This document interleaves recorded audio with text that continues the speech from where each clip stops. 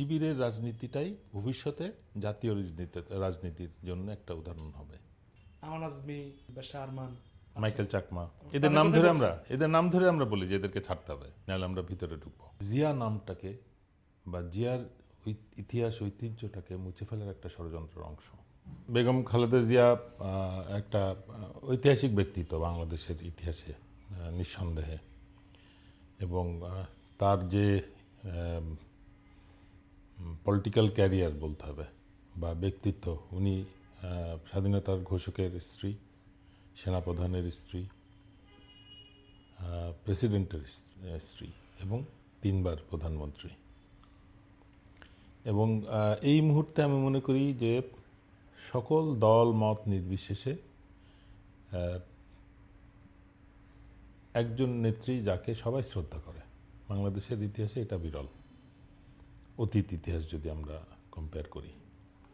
সেই হিসেবে তার অসুস্থতা আমি মনে করি সমস্ত জাতিকে ব্যথিত করেছে, এবং সবাই তাকে একটা ঐক্যের প্রতীক হিসেবে মনে করে। আমার কাছে অবাক লেগেছে যে ওনার এই স্বাস্থ্যগত কন্ডিশনে ওনাকে নির্বাচনে প্রার্থী করা হয়েছে 3টা আসনে, এবং একটা অনুষ্ঠানে ওনাকে নেওয়া হয়েছে সশস্ত্র বাহিনীর। এই অনুষ্ঠানে যে দীর্ঘ সময় উনি ছিলেন বাইরে ঠান্ডায়, ওপেন এয়ারে এক্সপোজড, বর্তমান অসুস্থতার সাথে আমার মনে হয় যেটা যতটুকু প্রকাশ পেয়েছে মিডিয়াতে, ওটাই কারণ, যেটা আমি মনে করি এটা রাজনৈতিক সিদ্ধান্ত ছিল, যেটা বিএনপির সঠিক ছিল না। ওই প্রোগ্রামে বেগম জিয়াকে হাজির করে দল যে অ্যাডভান্টেজ নিতে চেয়েছিল, আমি মনে করি এটা এখন তার চরম বিপক্ষে যাবে। একটা বিষয় আমাকে অবাক করে, স্বৈরাচার হাসিনার আমলে বেগম জিয়ার অসুস্থতা নিয়ে অনেক খবর আমরা মিডিয়াতে পেয়েছি। এই বিষয়ে মেডিকেল ইউনিভার্সিটির একটা মেডিকেল বোর্ড ওনাকে পরীক্ষা করে একটা রিপোর্টও দিয়েছে, সম্ভবত 19 সালে। এরপরে আমরা হঠাৎ শুনলাম 1 বছরের মধ্যে ওনার লিভার সিরোসিস, উনি জেলে থাকার পর বা জেল থেকে মুক্ত হওয়ার পরে। অথচ আমরা গত 15 মাসে ওনার স্বাস্থ্যগত কোনো রিপোর্ট দলের পক্ষ থেকে কিন্তু আমরা পেলাম না। উনি লন্ডনে গেলেন, কিসের চিকিৎসা করলেন, সুস্থ হয়ে ফিরলেন নাকি ওনার অসুস্থতাটাকে নিয়ন্ত্রণে নিয়ে ওনাকে ফেরানো হলো, এই বিষয়টা আমাদের কাছে স্পষ্ট ছিল না। এই বিষয়টা সরকারের পক্ষ থেকেও তেমন কিছু কখনো বলা হয়নি। দল কেন নীরব ছিল, এটা নিয়ে প্রশ্ন থেকে যায়। যে ওনার হঠাৎ করে লিভার সিরোসিস হলো, অথচ তারপরে ওই বিষয়টা নিয়ে হাসিনা পালানোর পরে দল এই বিষয়টা নিয়ে আর কোনো কথা বলল না, তার স্বাস্থ্যগত অবস্থাও কাউকে জানালো না বা আপডেট জাতি পেল না। নমিনেশন ডিক্লেয়ার করাতে আমরা আবার বুঝতে পারলাম যে উনি যতই অসুস্থ থাকুক, বিএনপি তাকেই কেন্দ্র করে দলকে গোছানোর চেষ্টা করছে, বা তাকে ব্যবহার করে, তার ইমেজটাকে ব্যবহার করে নির্বাচনে অংশ নেওয়ার চেষ্টা করতেছে। সেই পরিপ্রেক্ষিতে আমাদের কিন্তু সন্দেহ হয়েছিল যে তারা হয়তো এখনও বিএনপি দল হিসেবে, বা যারা এখানে ছিল দলের নিয়ন্ত্রণে গত 16 বছর 17 বছর, তারা মনে হয় এখনও তারেক রহমানকে সঠিকভাবে মেনে নেননি, যার জন্যে তার আশায় একটা বাধা সৃষ্টি হয়েছে। প্রথম দিকে আমরা শুনলাম যে মামলার কারণে উনি আসছেন না, কিন্তু গত বছর আমি যতদূর মনে পড়ে সেপ্টেম্বর অক্টোবরের মধ্যে তার সব মামলা উঠিয়ে নেওয়া হলো। তারপর থেকে আমরা তার আসার দিন বিভিন্ন সময় পেয়েছি এবং সেটার পরিবর্তনের ঘোষণাও পেয়েছি। আর মাত্র 2 মাস বাকি বলতে গেলে, ডিসেম্বর জানুয়ারি। এই পরিস্থিতিতেও তারেক রহমানের দেশে না আসাটা নিঃসন্দেহে সন্দেহজনক। উনি না বললেও জাতি কিন্তু ধরে নিয়েছে যে উনি হয়তো দেশে ফেরাতে তার নিশ্চয়ই এমন কোনো বাধা আছে যে জন্য উনি ফিরছেন না। এইটা অবভিয়াস হয়ে গেছে বেগম জিয়ার অসুস্থতার কারণে। নাহলে হয়তো আরও আমরা দু একটা তারিখ পরিবর্তনের ঘোষণা পেতাম। তারেক রহমান যে যোগ্যতায় রাজনীতিতে এসছেন, বাবা স্বাধীনতার ঘোষক প্রেসিডেন্ট, মা 3 বারের প্রধানমন্ত্রী, এই কোয়ালিটি নিয়ে কিন্তু বাংলাদেশের আর কেউ বা পৃথিবীর আর কেউ রাজনীতিতে যোগ দিয়েছে কিনা সন্দেহ। তো সেই হিসেবে আমি মনে করি উনি এই যোগ্যতাটাকে যথাযথভাবে ব্যবহার করতে সক্ষম হন নাই বা তাকে হতে দেওয়া হয়নি। স্বাধীনতার পরে 75 সাল পর্যন্ত যে পরিস্থিতি, রাজনৈতিক পরিস্থিতি বা স্বাধীনতার সার্বভৌমত্বের যে পরিস্থিতি বাংলাদেশে বিরাজ করছিল, সেটার মধ্যে কিন্তু ব্যাপক পরিবর্তন নিয়ে আসেন প্রেসিডেন্ট জিয়া। আমার ধারণা যে জিয়া নামটাকে বা জিয়ার ইতিহাস ঐতিহ্যটাকে মুছে ফেলার একটা ষড়যন্ত্রের অংশ, যে বেগম জিয়ার সাথে যেন জিয়ার ঐতিহ্য বাংলাদেশ থেকে শেষ হয়ে যায়। এখন কিন্তু আমরা সেই ভয়টা পাচ্ছি। বেগম জিয়া যদি সুস্থ থাকতেন, আমার ধারণা হাসিনা পালিয়ে যাওয়ার পর বাংলাদেশে যে রাজনৈতিক যে একটা ভ্যাকিউম সৃষ্টি হয়েছে, এটা উনি নিঃসন্দেহে স্বৈরাচার বিরোধী সকল শক্তি, বিএনপি, জামাত এবং অন্যান্য যারা সাফার করেছে, তাদেরকে নিয়ে উনি রাজনীতি করতেন এবং বাই দিস টাইম হয়তো একটা শান্তিপূর্ণ ভাবে রাজনীতিক সরকার গঠন করা দিকে দেশ এগিয়ে যেতে পারত। বেগম জিয়ার অসুস্থতার কারণে উনি পারেন নাই, সেই দায়িত্বটা তারেক রহমানও নিতে পারেন নাই বা নিতে দেওয়া হয় নাই। ওনার ফেসবুক পোস্ট আমি মনে করি এই পরিপ্রেক্ষিতে জাতিকে স্পষ্ট করে দিয়েছে, এবং আমরা দেখলাম সরকার ক্লিয়ারেন্স দিয়েছে যে উনি যদি আসতে চান, ওনার কিন্তু পাসপোর্ট নাই আমরা যতদূর জানি, এখনও নেন নাই কেন সেটাও প্রশ্ন। সেপ্টেম্বরের পরে নেওয়া উচিত ছিল, আগে যদি নাও নিয়ে থাকেন, অগস্টের পরে। সরকার বলেছে উনি যদি আসতে চান 1 ঘন্টার মধ্যে ট্রাভেল পাস দেওয়া হবে, বা ওনার দেশে আসতে কোনো আইনগত বাধা নাই। সেই পরিপ্রেক্ষিতে যে উনি দেশে আসছেন না, সেটা নিয়ে সবার মনে যে সন্দেহ ছিল, বাংলাদেশের রাজনীতিতে ডিপ স্টেট একটা তত্ত্ব, ষড়যন্ত্র তত্ত্ব বলি আর যাই বলি, সেটা সত্যি কার্যকর আছে, সেটাই প্রমাণ হলো। এবং কারা তাকে কেন বাধা দিচ্ছে এই বিষয়টা যদি উনি স্পষ্ট করতেন, তাহলে হয়তো বিষয়টা আরও স্পষ্ট হতো। আমার যেটা ধারণা, বেগম জিয়ার অসুস্থতার খবরে উনি কোনো রকম বাধা বিপত্তি কোনো কিছু চিন্তা না করে যদি উনি প্লেনে উঠে দেশে চলে আসতেন, আমার মনে হয় তাহলে বাংলাদেশের রাজনীতি অন্য একটা মোড় নিত। শুধু একটা কাজেই জাস্ট কোনো কারো বাধা আমি মানি না, আমি এখন দেশে যাব, হোক সেটা তার মায়ের জন্য। যে প্রশ্ন গণমাধ্যমে আসছে যে উনি ওনার মাকে দেখতে আসছেন না, 18 কোটি মানুষকে উনি কি দেখবেন, এই কথাটা ওনার তাহলে শুনতে হতো না। এই জিনিসটা আমার মনে হয় বিএনপিকে স্থায়ীভাবে দুর্বল করছে। এবং বেগম জিয়ার পরে যদি তারেক রহমান দায়িত্ব না নিতে পারে বিএনপির, তাহলে 1/11-এর পরে সময়ে যে ষড়যন্ত্র তত্ত্বটা চালু ছিল যে বিএনপি ভেঙে যাবে, এমন কোনো কার্যক্রম সফল হয়ে যেতে পারে বেগম জিয়া যদি সুস্থভাবে বাড়িতে ফিরতে না পারেন। আচ্ছা, এমনি খালেদা জিয়ার রাজনীতি বা কর্মজীবন নিয়ে আপনার অভিজ্ঞতা, আপনার মূল্যায়ন কি? 91 সালে উনি নির্বাচিত হয়েছিলেন, কিন্তু একটা সংগ্রামী নেত্রী হিসেবে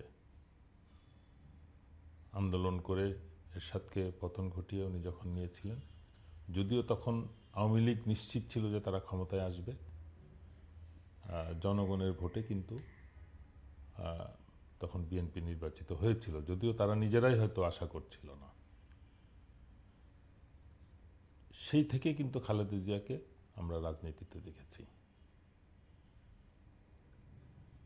সেই সময়েও কিন্তু বিএনপি ইসলামপন্থীদের ভোটে জয়লাভ করেছিল বলে আমরা মনে করি। 2001 সালের ইলেকশনে আমরা যেটা দেখলাম, জামাতের সাথে জোট করাতেই কিন্তু আওয়ামী লীগ অনেক চেষ্টা, 96 সাল থেকে তারা ক্ষমতাটাকে টিকিয়ে রাখার জন্য অনেক ইঞ্জিনিয়ারিং করেও ব্যর্থ হয়েছে, যখন বিএনপি এবং জামাত একসাথে ইলেকশনটা করেছিল। এরপরে আমার মনে হয় আওয়ামী লীগ বা তার উপদেষ্টা গোষ্ঠী, যারা যা এখন ধরা যায় যারা ভারত, এমনকি এও জানা যায় যে বেগম শেখ হাসিনা ভারতেরও নাগরিক। 2000 শেখ মুজিব মৃত্যুর পরে যখন ভারতে তারা ছিল, খুব সম্ভব নাগরিকত্ব নিয়েছিলেন। সেই হিসেবে কিন্তু শেখ হাসিনা যা করেছে ভারতের পক্ষেই, অবাক হওয়ার কিছু নেই। এই বিষয়টা বেগম জিয়াকে আরও বেশি দেশপ্রেমিক এবং সৎ, এবং উনি প্রকৃত অর্থেই প্রেসিডেন্ট জিয়ার সহধর্মিণ হিসেবে দেশের দায়িত্ব যে ক্রান্তিকালে উনি গ্রহণ করেছিলেন, সেটা উনি রাখতে পেরেছিলেন। ওনার একটা গোষ্ঠীর উপরে, প্রেসিডেন্ট জিয়ার যেটা প্রয়োজন ছিল না, ওনার একটা উপদেষ্টা গোষ্ঠী প্রয়োজন ছিল, যেহেতু তার রাজনৈতিক কোনো ব্যাকগ্রাউন্ড ছিল না। সেই পরিপ্রেক্ষিতে আমি মনে করি 2006 সালের যে ব্যর্থতা, 1-6-এর মধ্যে রাজনৈতিক যে ব্যর্থতা ছিল, তার উপদেষ্টারাই তাকে বিট্রে করেছিল। তারাই বিভিন্ন ইনফ্লুয়েন্সে বিএনপিকে দুর্বল করেছে। আচ্ছা, গত দুদিন যেটা ঘটলো, মানুষ দেখলো যে রাজনৈতিক তো অনেক নেতা বাংলাদেশে আবির্ভাব ঘটেছে, কিন্তু তিনি হাসপাতালে ভর্তি হওয়ার পর আমরা দেখলাম যে একটা ভিন্ন রকম অনুভূতি, দোয়া, পোস্ট বা হাসপাতালের সামনে এসে ভিড় করা। আপনারা অনেক সরকার দেখেছেন, পতন হয়েছে, আবার আসছে, তো এই বিষয়টাকে কিভাবে দেখছেন আপনি? আমি তো মনে করি উনি প্রকৃতই এই সম্মানের অধিকারী, যে উনি সব দলকে একসাথে নিয়ে কাজ করার একটা ইতিহাস গড়েছিলেন, যেটা তারপরে আর সম্ভব হয়নি। আগেও ছিল না, প্রেসিডেন্ট জিয়া করে গিয়েছিলেন, এরপরে এটা ভেঙে যায়, তারপরে উনি আবার সব দলকে, জাতীয়তাবাদী শক্তিকে এক করে বাংলাদেশের রাজনীতিটাকে এগিয়ে নেওয়ার চেষ্টা করেছেন। এই কারণেই, এবং ওনার রাজনৈতিক জীবনটা কখনো মানুষকে এমন কোনো দৃষ্টিভঙ্গি দেয় নাই যে উনি কারো ক্ষতি চাচ্ছেন বা রাজনৈতিকভাবে কারো ক্ষতি করেছেন, যেটা আমরা হাসিনার সময় দেখেছি। গতকাল কমিশন যে রিপোর্টটা সাবমিট করেছে এবং তারপরে যে প্রেস ব্রিফিংটা করেছে, এটাতে প্রেস ব্রিফিংয়ে খুব সামান্য তথ্যই প্রকাশ পেয়েছে, তবে বেশ কিছু ক্রিটিক্যাল তথ্য জনগণ জানতে পেরেছে। প্রথম, যেটা গত 17-18 বছর সোশ্যাল মিডিয়াতে চালু ছিল, কিন্তু সরকারিভাবে অতীতের কোনো রেকর্ডে প্রকাশ পায় নাই। একটা জিনিস খেয়াল রাখতে হবে, এই কমিশনটা গঠন হয়েছে জনগণের দাবিতে, যেটার সাথে আমরা সক্রিয়ভাবে ইনভলভ ছিলাম। আগের কমিশনে আমি নোট অফ ডিসেন্ট দিয়েছি, তাদের কার্যক্রমটা অসম্পূর্ণ, উদ্দেশ্য প্রণোদিত এবং ত্রুটিপূর্ণ ছিল। সেই পরিপ্রেক্ষিতে একটা চেষ্টা হয়েছিল যেন নতুন কোনো তদন্ত না হয়। হাইকোর্ট থেকেও রুল নেওয়া হয়েছিল, কিন্তু তারপরও জনগণের দাবিতে আমরা অবসরপ্রাপ্ত অফিসাররা আন্দোলনের মাধ্যমে জনগণকে সাথে নিয়ে আন্দোলন করে এই কমিশনটা গঠন করতে নিশ্চিত করি। একটা জিনিস মনে রাখতে হবে, কোনো রাষ্ট্রের ইতিহাসে আমার মনে হয় এটাই একমাত্র ভয়ঙ্কর একটা হত্যাকাণ্ডের কাহিনী, যেটার সাথে সরকার, তার গোয়েন্দা সংস্থা, তার নিরাপত্তা বাহিনী সম্মিলিতভাবে ষড়যন্ত্র করে কার্যকর করেছে। শুধু তাই নয়,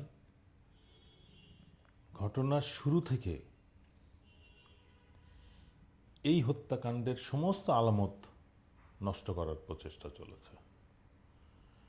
সমস্ত চক্ষুষ সাক্ষীকে পরিকল্পিতভাবে বিভিন্ন কায়দায় হত্যা করা হয়েছে।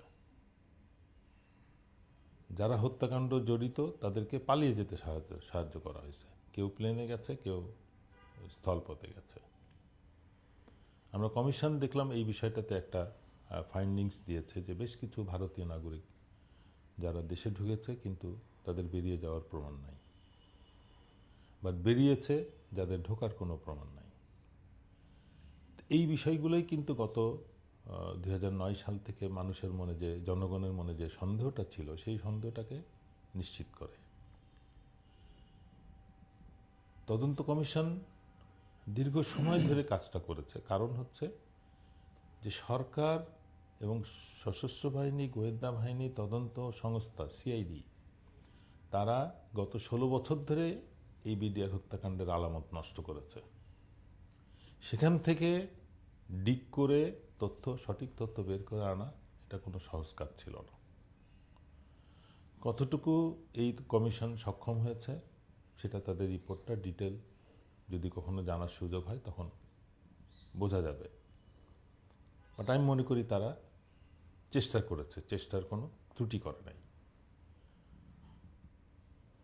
আমার দৃষ্টিতে যেটা ছিল যে এই ধরনের হত্যাকাণ্ড সম্ভব ছিল না যদি সশস্ত্র বাহিনী বা সশস্ত্র বাহিনীর যে সমস্ত অফিসার গোয়েন্দা বাহিনীতে কাজ করেছে জেনারেল তারেক সিদ্দিকের নিয়ন্ত্রণে, তাদের সক্রিয় সহযোগিতা এবং পরিকল্পনা ছাড়া এই হত্যাকাণ্ড সম্ভব ছিল না। সেই বিষয়টা তদন্ত কমিশন কতটা স্পষ্টভাবে উদ্ঘাটন করতে পেরেছে সেটা নিয়ে প্রশ্ন রয়ে গেছে। আমি আরও বলেছিলাম যে এই ধরনের হত্যাকাণ্ড ভবিষ্যতে যদি আমরা না চাই, না আশা করি, তাহলে ওই সকল সদস্যদেরকে যারা সম্পৃক্ত ছিল, ষড়যন্ত্রকারী ইউনিফর্ম পারসনস, সেটা পুলিশ হোক, বিডিআর হোক বা সশস্ত্র বাহিনীর হোক, তাদেরকে যদি আইনের আওতায় না আনা যায়। এই বিষয়ে আইসিটিতে কিন্তু অলরেডি একটা মামলা আছে। তদন্ত কমিশনের রিপোর্ট কিন্তু ওই মামলাটাকে আরও সহজ করে দিল। আমি আশা করব আইসিটি এখন ওই মামলাটাকে এগিয়ে নিয়ে যাবে এই তদন্ত কমিশনের রিপোর্টের ভিত্তিতে। আমার ধারণা ষড়যন্ত্রের সূচনা থেকেই সশস্ত্র বাহিনীর কিছু সদস্য ইনভলভ ছিল।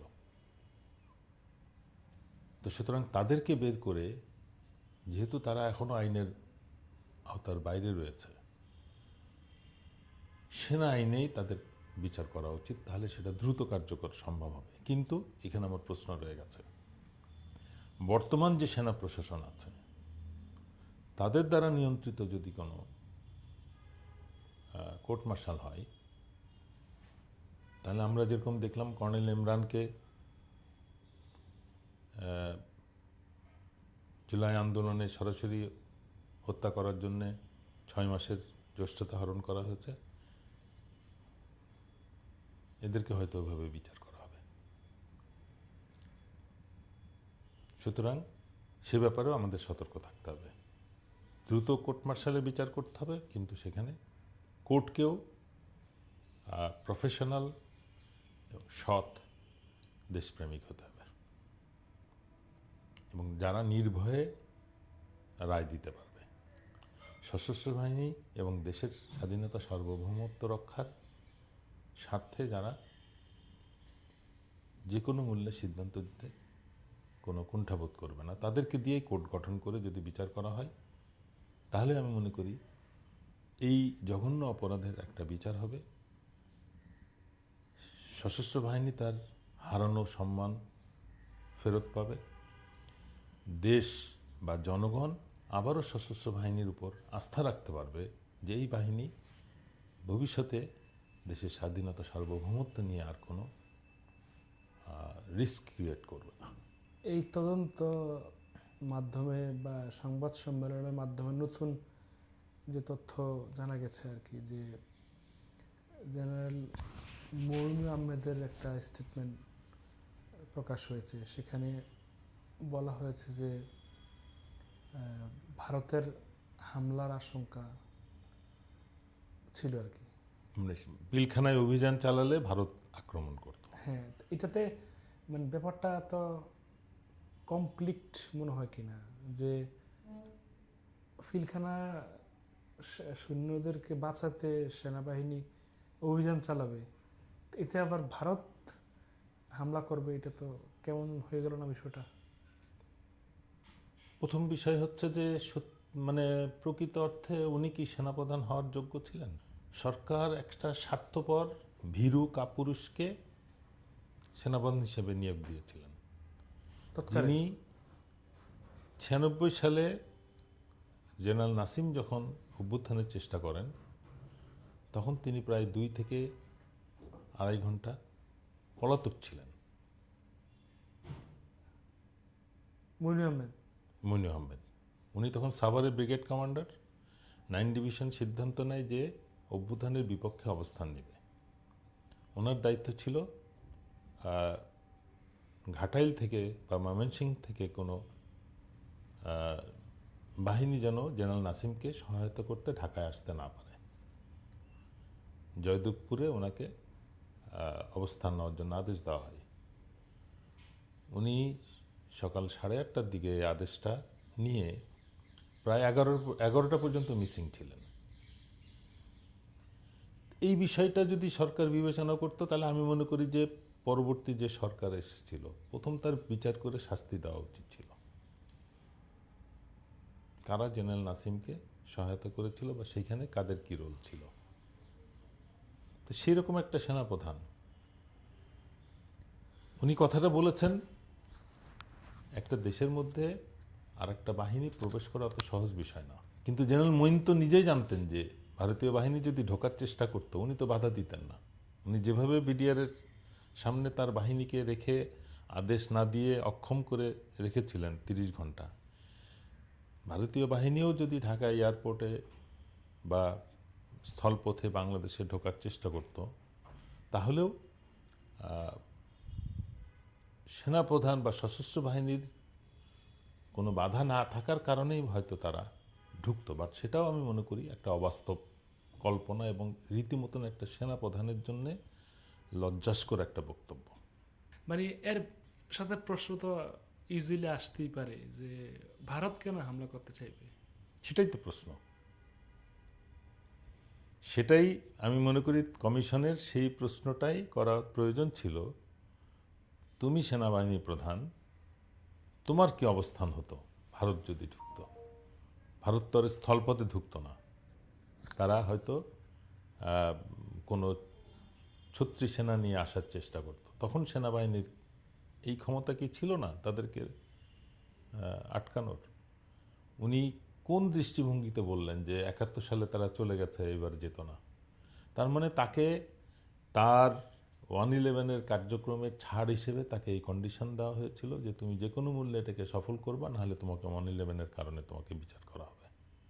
উনি অ্যাবসলিউটলি নিজের স্বার্থে এই দেশকে, সশস্ত্র বাহিনীকে এই রিস্কের মধ্যে ফেলেছিলেন।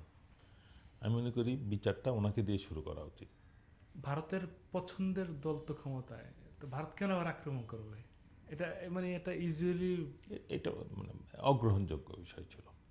মানে জেনারেল মঈন এটা দিয়ে বোঝাতে চেয়েছে বিডিআর হত্যাকাণ্ড যদি না ঘটাতে পারতো তাহলে আওয়ামী লীগের অবস্থান স্পষ্ট হয়ে যেত সশস্ত্র বাহিনীর বিরুদ্ধে। তখন আওয়ামী লীগের সরকারে টিকে থাকা সম্ভব হতো না। এই কারণেই বলছে আওয়ামী লীগ যদি ব্যর্থ হতো তাহলে হয়তো ভারত ইন্টারফেয়ার করতো।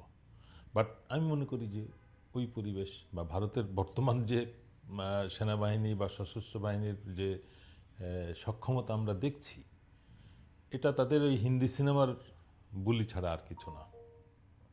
সেনাবাহিনীর কোনো আগ্রাসী কোনো পরিকল্পনা বাস্তবায়নের যোগ্যতা আছে বলে আমি মনে করি না।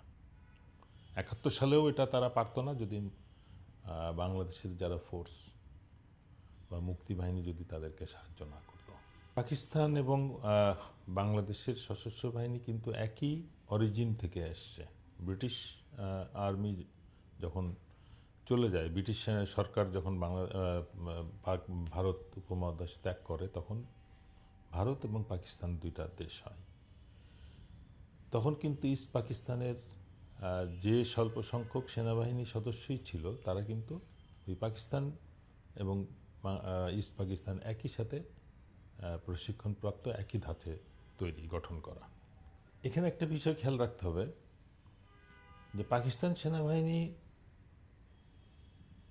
যতই রাজনীতিতে ইনভলভ থাকুক, তারা কিন্তু কখনোই তাদের পেশাগত যোগ্যতার সাথে কম্প্রোমাইজ করে নাই। এবং এটা আমরা দেখলাম গত মে মাসে 4 দিনের যুদ্ধে। তাদের অনেক বদনাম আছে, তারা ব্যবসা করছে, তারা রাজনীতি করছে, দেশ চালাচ্ছে, গণতান্ত্রিক সরকারকে উৎখাত করছে। এই ব্যাপারে যদি আমি কোনো মন্তব্য না করি, অ্যাটলিস্ট সেনাবাহিনী, সশস্ত্র বাহিনী হিসেবে তারা তাদের দক্ষতা শুধু দক্ষিণ এশিয়া না, আমি মনে করি ভবিষ্যৎ যুদ্ধের ব্যাপারেও, যে যুদ্ধ এখনো হয় নাই বা হতে পারে, সেই যুদ্ধের কার্যক্রম সম্পর্কেও তারা তাদের যোগ্যতা এবং সাহসিকতা দেখিয়েছে, যেটা বাংলাদেশে হয় নাই। হাসিনা সরকার যেটা করেছে, অযোগ্য, সুপারসিটেড, দুর্নীতিবাজ, এদেরকে উপরে নিয়ে এই জিয়াউল হাসান বলি, আজিজ বলি, ডজনকে ডজন অফিসার যারা হয়তো মেজর হিসেবে বাড়ি যাওয়ার কথা, লেফটেন্যান্ট কর্নেল হিসেবে বাড়ি যাওয়ার কথা, তাদেরকে জেনারেল করা হয়েছে। তাদেরকে উচ্চ পদে নিয়ে তখন তাদেরকে দিয়ে যত রকম অপকর্ম করানো হয়েছে, যারা তাদের পদের জন্যে নিজেদেরকে রাজনৈতিক সরকারের কাছে বিলীন করে দিয়েছে। এই কারণেই আমাদের দেশ যেটা ঘটেছে পাকিস্তানে, সেটা কখনো ঘটবে না বা ঘটতে অনেক সময় লাগবে, অধঃপতনটা সশস্ত্র বাহিনীর। এখন আমার যেটা দুশ্চিন্তা, আমরা গত 1.5 বছরে শুনছি যে অনেক রকম আধুনিক অস্ত্র শস্ত্র সরঞ্জাম ক্রয় করা হচ্ছে। নিঃসন্দেহে এটার প্রয়োজন আছে, কিন্তু এটা যারা ব্যবহার করবে, তাদের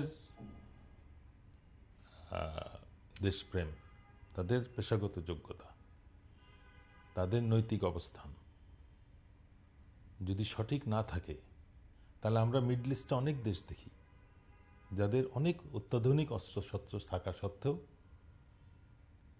তারা কোনোরকম, ইসরায়েলি বলি বা ইরাক যখন আক্রমণ করে, তারা তাদের সক্ষমতা দেখতে পুরোপুরি ব্যর্থ হয়। শুধু অস্ত্রই যথেষ্ট না, অস্ত্র যারা ব্যবহার করবে তাদের পেশাগত যোগ্যতা এবং মান প্রয়োজন আছে। আমি এখন মনে করি বাংলাদেশ যদি সশস্ত্র বাহিনীকে রিফর্ম না করা হয়, তাহলে এই আধুনিক অস্ত্রশস্ত্র এটা ওই মধ্যপ্রাচ্যের অস্ত্র ব্যয়ের বা অস্ত্র ক্রয়ের মতোই ব্যর্থ হতে পারে। তো সুতরাং রিফর্মটাকে করে প্রফেশনালদেরকে আবারও সামনে নিয়ে এসে তাদেরকে কমান্ড দিয়ে যদি তখন তাদেরকে সশস্ত্র করা হয় আধুনিক অস্ত্রে, তাহলে আমি মনে করি দেশ আবার তার প্রতিরক্ষার বিষয়ে নিজের পায়ে দাঁড়াতে সক্ষম হবে। মিডিয়াকে একটা স্তম্ভ হিসেবে বলা হয়, পঞ্চম স্তম্ভ। আমার মনে হয় আওয়ামী লীগ সরকার ভারতের সহযোগিতায় বা তাদের পরিকল্পনায় বাংলাদেশকে একটা জঙ্গি শক্তির উত্থান হচ্ছে বা হওয়ার সম্ভাবনা আছে, এই কার্ডটাকে পরিকল্পিতভাবে বানিয়ে ব্যবহার করা হয়েছে, যেখানে শিবির এবং জামাত ইসলামকে তাদের প্রতিপক্ষ করা হয়েছে এবং যেটা বলা হয় যে জুডিশিয়াল কিলিংয়ের মাধ্যমে জামাতের সর্বোচ্চ নেতাদেরকে হত্যা করা হয়েছে। এখন আমরা যেটা দেখছি, বাস্তবে যেটা আমরা দেখছি, প্রকৃত অর্থে যদি কাউকে জঙ্গি করতে হয় কার্যকলাপের উপর ভিত্তি করে, প্রচার বা প্রপাগান্ডা না, তাহলে ছাত্রলীগ, যুবলীগ, আওয়ামী লীগ এদেরকেই প্রথম জঙ্গি সংগঠন হিসেবে ঘোষণা করা উচিত এবং আন্তর্জাতিকভাবে ব্যান করা উচিত। এই জঙ্গি কার্ড ব্যবহার করে আমরা দেখলাম সেনাবাহিনীর সদস্য অত্যন্ত প্রতিভাবান sword of honour gold medal প্রাপ্ত মেজর জিয়াউল হক, তাকে জঙ্গি সাজিয়ে তার বিরুদ্ধে 3টা মৃত্যুদণ্ড আদেশ জারি করা হয়েছে এবং আন্তর্জাতিকভাবেও এটা প্রচার করে তাকে একটা ক্রিমিনাল লিস্টে অন্তর্ভুক্ত করা হয়েছে এবং দুঃখজনকভাবে এই অন্তর্বর্তীকালীন সরকারও এই বিষয়ে যে পদক্ষেপ নিচ্ছে সেটা সন্তোষজনক না। আগে আমরা জঙ্গি কার্ডটাকে ব্যবহার করতে দেখেছি ভারত এবং আওয়ামী লীগকে। আমাদের আশা ছিল যে জুলাই বিপ্লবের পর এই সরকার এই বিষয়গুলো তদন্ত করে এই কলঙ্কমুক্ত দেশকে করবে, বাট কোনো অজ্ঞাত কারণে এই সরকারও দেখলাম এই বিষয়টা যথেষ্ট নেগলেক্ট করছেন। এই বিষয়ে আমরা কয়েকজন সামরিক বাহিনীর অফিসার, অবসরপ্রাপ্ত আইন উপদেষ্টা এবং স্বরাষ্ট্র উপদেষ্টার সাথে সরাসরি সাক্ষাৎ করেছে। আইন উপদেষ্টা আমাদেরকে বলেছেন যে একটা জঙ্গি কমিশন, আমাদের সাজেশন, আমরা যখন বলেছি যে আপনি একটা জঙ্গি কমিশন গঠন করে তদন্ত করেন এই ঘটনাগুলো, হলি আর্টিসান বলি বা জাহাজবাড়ি, যে সমস্ত জঙ্গি কাহিনী বা ব্যাপক হত্যাকাণ্ড যেখানে ঘটানো হয়েছে, এগুলো কতটুকু সত্য ছিল বা বাস্তব ছিল। অথচ উনি বিষয়টাকে অ্যাভয়েড করেছেন যে আপনারা তদন্ত কমিশন সাজেস্ট করেন। উনি খুব ভালোভাবেই জানেন যে আমাদের তদন্ত কমিশন সাজেস্ট করার কিছু নেই, সরকার যদি সিদ্ধান্ত নেয় তারাই এটা নিয়োগ দিবে, যেভাবে বিডিআরের বা অন্যান্য বিভিন্ন কমিশন গঠন হয়েছে। প্রায় 3 থেকে 4 মাস আগে আমরা ওনার সাথে সাক্ষাৎ করেছি, কিন্তু এখনও তার কোনো ফল পাওয়া যায় নাই। আমি মনে করি যে এই বিষয়টা আমাদেরকে হতাশ করছে। শিবিরের বিষয়টা তো আমরা এখন স্পষ্টভাবে দেখছি। শিবির বলি, জামাত বলি, তাদের বিষয়ে যে অপপ্রচারটা ছিল, জনগণ কিন্তু তাদের রাজনৈতিক কার্যক্রম প্রকাশ্যে ছিল না বিধায় যা শুনতো মিডিয়াতে সেটাই বিশ্বাস করত। কিন্তু জুলাই অভ্যুত্থানের পরে যখন শিবির এবং জামাতের কার্যক্রম জনসমক্ষে হয়, আমি মনে করছি যে এখন কোনো প্রকার অপপ্রচারই মানুষকে বিভ্রান্ত করতে পারবে না এবং সবাই তাদের কর্মফলে প্রকাশ্য হয়ে যাবে। আওয়ামী লীগ যেমন হয়েছে, অন্যান্য যারা দেশে আছে রাজনৈতিক দল, তারাও তাদের কার্যকলাপ সম্পর্কে জনগণকে আর লুকিয়ে বা প্রপাগান্ডা করে কোনো কিছু বোঝানোর সক্ষমতা রাখবে না। এই আন্দোলনের পরে সোশ্যাল মিডিয়ার কারণে, এই মোবাইলের যুগে, ডিজিটাল যুগে মানুষ অনেক বেশি ইনফর্মড এবং অনেক বেশি সচেতন হয়েছে।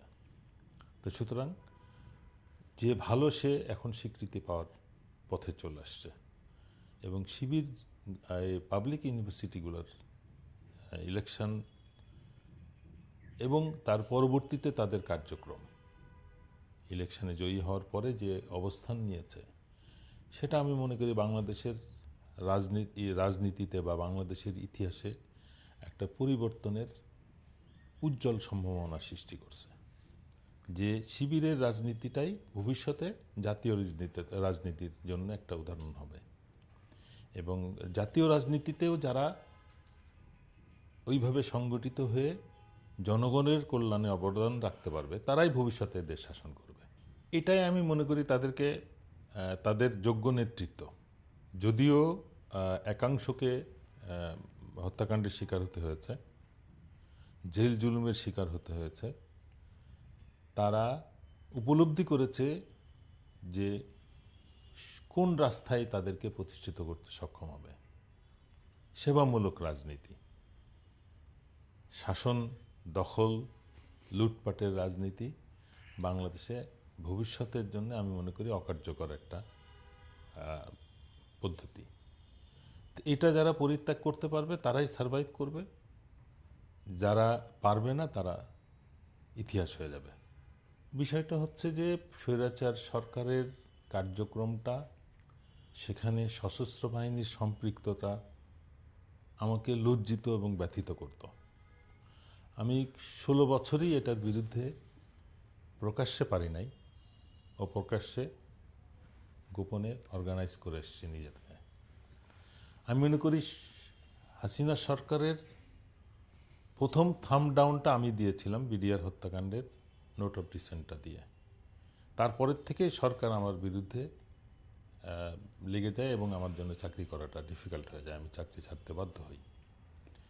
কিন্তু যেহেতু সশস্ত্র বাহিনীতে 33 বছর চাকরি করে ওই অভিজ্ঞতাটা 75 পরবর্তী সশস্ত্র বাহিনী গঠনে আমি সক্রিয়ভাবে সম্পৃক্ত ছিলাম। আমরা স্বৈরাচার সরকারের সূচনাতে দেখেছি সশস্ত্র বাহিনীর সদস্যরা সক্রিয়ভাবে এটার সাথে সম্পৃক্ত ছিল, যার কারণেই এই বিডিআর হত্যাকাণ্ডটা সম্ভব হয়েছিল। এবং এই তদন্ত কার্যক্রমে যখন আমাকে বাধা দেওয়া হয়, আমি নোট অফ ডিসেন্টের মাধ্যমে আমি মনে করি হাসিনা সরকারকে প্রথম আমি থাম ডাউন দিয়েছিলাম। তারপর থেকেই সরকার আমাকে অপছন্দ করত। কিন্তু আমার 33 বছরের চাকরিতে সশস্ত্র বাহিনীর প্রতি যে ফিলিংটা ছিল, কেননা আমি 75 পরবর্তী সেনাবাহিনী যখন প্রকৃত অর্থে গঠন শুরু হয় প্রেসিডেন্ট জিয়ার শাসন আমলে, সেই সময় আমরা চাকরিতে জয়েন করি এবং পুরা বর্তমান 9 সাল পর্যন্ত যে সেনাবাহিনী সশস্ত্র বাহিনীর উন্নয়নটা হয় এটার সাথে আমি সরাসরি সম্পৃক্ত ছিলাম। এই ফিলিং থেকেই কিন্তু আমি চেয়েছি যে সশস্ত্র বাহিনী কলঙ্কমুক্ত হোক। 5ই আগস্টের বা তার আগের থেকেই আমরা যখন সরাসরি রাস্তায় ছিলাম, 1 তারিখ থেকে আমরা অবসরপ্রাপ্তদের দল রাস্তায় অবস্থান নেই, ডিওএইচএস সমূহে আন্দোলন হয় এবং 5 তারিখ সারাদিন আমরা রাওয়া এবং জাহাঙ্গীর গেটের এখানে অবস্থান নেই। যখনই খবর আসে শেখ হাসিনা পালিয়ে গেছে, তারপরে সবাই একটা বিজয়ের সেলিব্রেশন মুডে চলে যায়।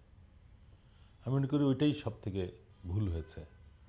আজকে যদি আমরা জুলাই আন্দোলন নিয়ে কোনো প্রকার সন্দেহে থাকি, যেটা আন্দোলন না অভ্যুত্থান না এটা বিদ্রোহ, আমি মনে করি ওই মুহূর্তে আন্দোলনটাকে থামিয়ে দেওয়াটাই সব থেকে ভুল ছিল। আন্দোলনটাকে পরিণতিতে নিতে পারলে আজকে হয়তো আমাদের এই সাফারিংটা থাকতো না। এই অবস্থাতে আমরা সন্ধ্যার দিকে বাসায় ফেরত আসি। আসার পরেই আমি কল পাই কর্নেল হাসিন, যাকে বরখাস্ত করা হয়েছিল,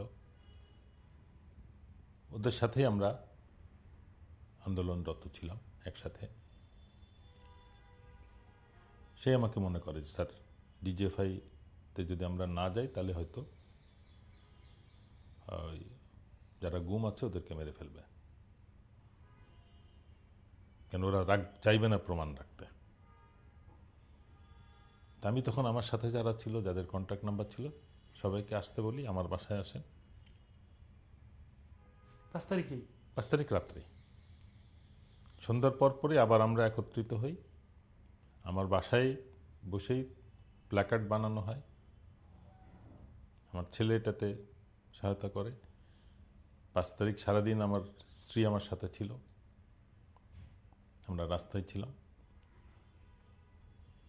আমরা 8টার মধ্যে আমরা ডিজিএফের সামনে অবস্থান নিই 5 তারিখেই? 5 তারিখ রাত্রে। এবং যখন অন্যান্য অনেকেই খবর পেয়ে ওখানে হাজির হয়, ওখানে কিন্তু তখন পুরোপুরি এপিসি ছিল, সশস্ত্র গার্ডের ইয়েতে ছিল, ওদের সামনেই আমরা অবস্থান নিই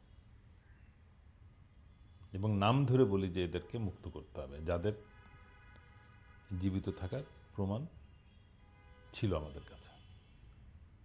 তারা কেউ কিন্তু আমার আত্মীয় ছিল না, মানে একজন হয়তো আমার সহকর্মী ছিল।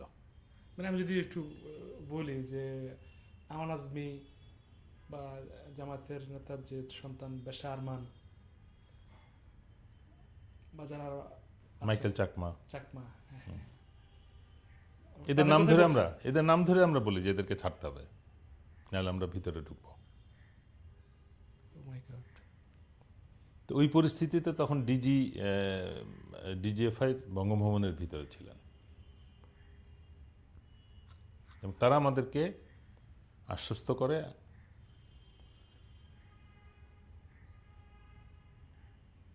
আমার সাথে আরও 2জন আমরা ডিজিএফআই অফিসে যাই, ওদের সাথে বসে কথা বলি। যখন সেনাপ্রধান দায়িত্ব নেয় যে হ্যাঁ তাদেরকে মুক্ত করার নিশ্চয়তা দেওয়া হবে, যদিও ওটার সাথে কিন্তু ছিল, যদি থাকে, আমরা বলেছিলাম যে আমরা জানি আছে, সুতরাং তাদেরকে ছাড়তে হবে। এই পরিস্থিতিতে আমরা ওই দিনই রাত্রে দেখলাম ব্যারিস্টার আরমানকে ছাড়া হলো, কিন্তু 2 দিন ধরে ব্রিগেড আজমি সম্পর্কে একটা বিভ্রান্তির মধ্যে রাখা হলো। 6 তারিখ আমরা পেলাম না, 7 তারিখও সকালে আমরা শুনছি ব্রিগেড আজমি তার বাসায় চলে গেছে, আবার শুনলাম তার পরিবারের কাছে আছে, আবার শুনি তার রাজনৈতিক নিরাপত্তা হেফাজতে রয়েছে। বিকালের মধ্যে আমরা নিশ্চিত হই যে তাকে ছাড়া হয়নি। এটা কি 7 তারিখের কথা? 7 তারিখ বিকাল, 7 তারিখে বিকালে 5টার দিকে আবার ওই ডিজিএফের যে অফিসার যার সাথে আমরা মিটিং করেছিলাম, অলরেডি 6 এবং 7 আমাদের দেখা দেখি মায়ের ডাক বা অন্যান্য গুম যারা পরিবার ছিল তারাও ডিজিএফের সামনে দিনের বেলা অংশগ্রহণ করে, আপনাদের দেখা অবস্থা দেখি? নাই, আমাদের দেখা দিই, আমাদের পরে। ওই দিন রাত্রেও মায়ের ডাক এসেছিল 5 তারিখ রাত্রে।